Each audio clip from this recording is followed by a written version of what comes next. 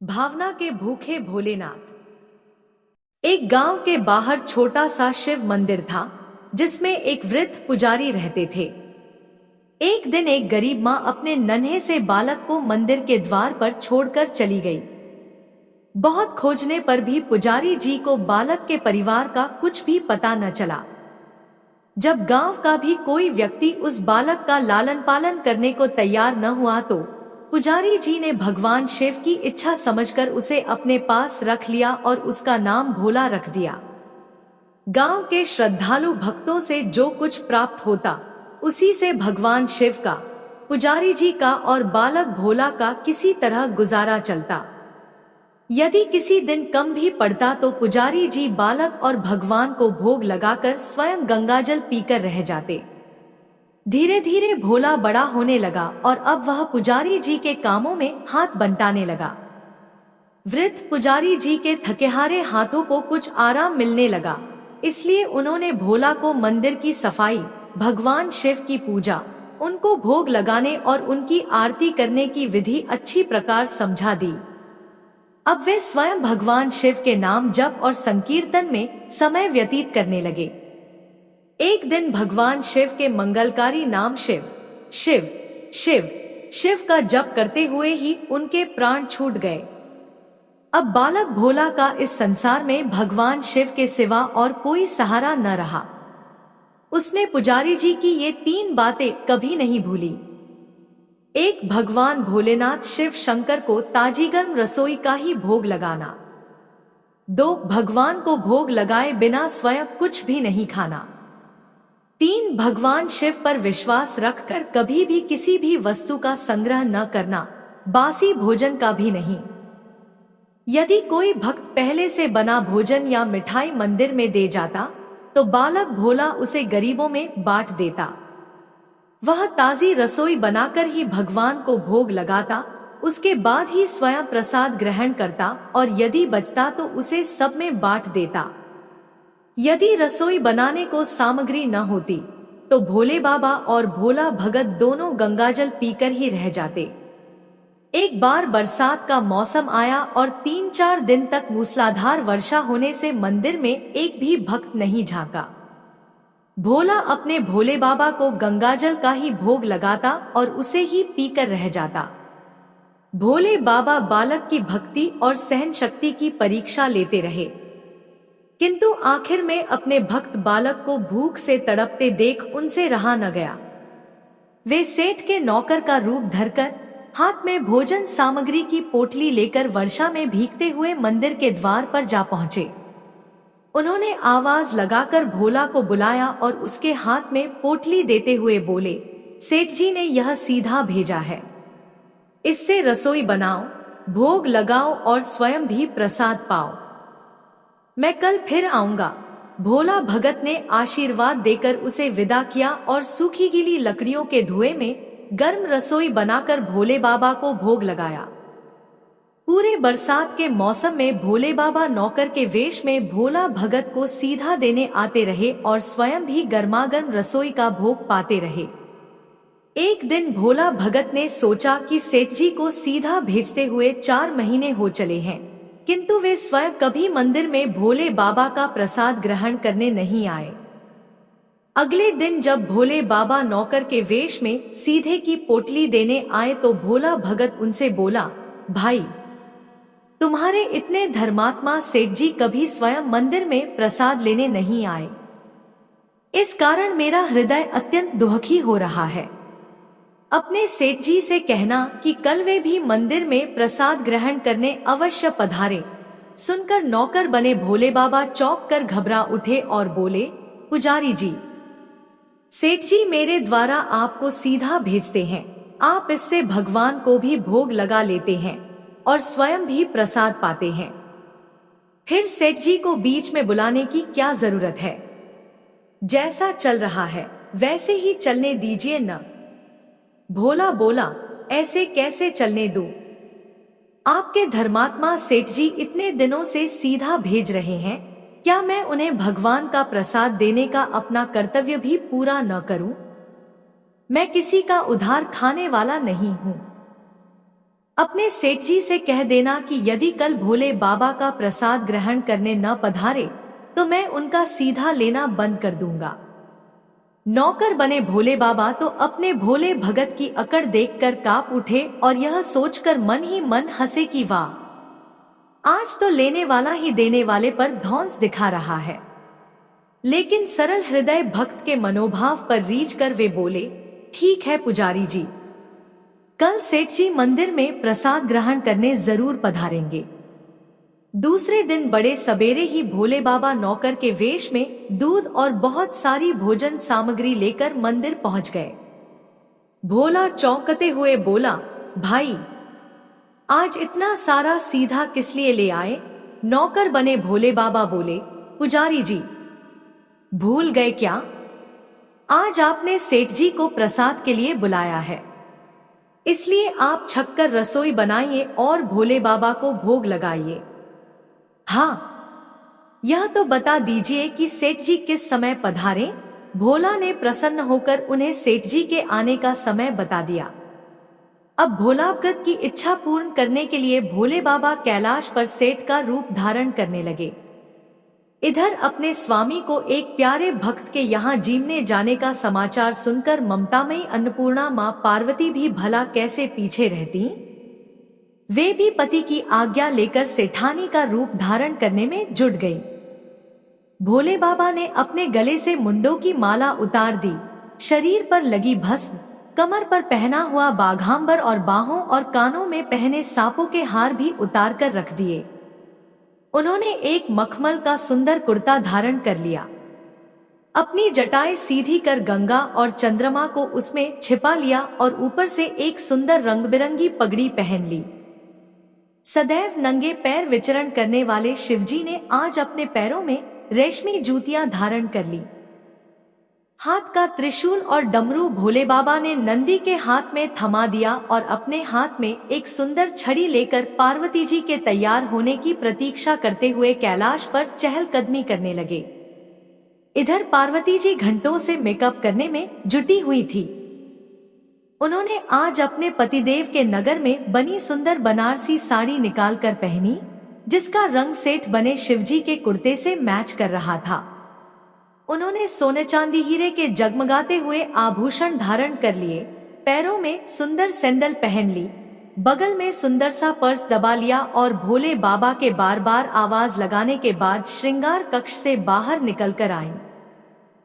जब पार्वती जी और शिवजी ने एक दूसरे को सेठ सेठानी के वेश में देखा तो वे चकित होकर एक दूसरे को निहारते ही रह गए। दोनों एक दूसरे को देख देख कर निहाल हुए जा रहे थे। इससे पहले उन्होंने कभी एक दूसरे का ऐसा सुंदर रूप देखा ही नहीं था। जब भगवान गौरीशंकर सेठानी सेठ का रूप धरकर कैलाश से अपने भक्त के यहाँ दावत उड़ाने चले तो गणेश, कार्तिकेय, नंदी, ऋषि मुनि, देवता, देवांगनाएं भी उन्हें देखकर ठगे से रह गए।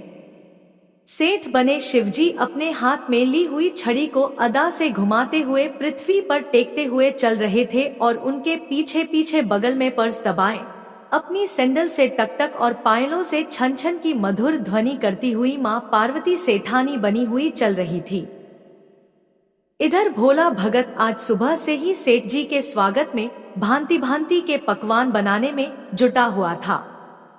अपने भोले बाबा का भोग तो वह चलते फिरते बना लेता था, किंतु आज उसे कई महीने से भगवान को भोग लगाने के लिए सीधा भेजने वाले सेठ जी को भगवत प्रसाद देना था। अतः आज उसने अपनी सारी पाककला झोंक डाली थी। उसने सेठ जी द्वारा भेजे हुए चावल धोकर खीर बनाई, उसे धीमी आंच पर पकाकर गाढ़ा किया और उसमें सेठ जी के द्वारा भेजे हुए पिस्ते, बादाम, केसर, चिलगोजे, किशमिश डाले।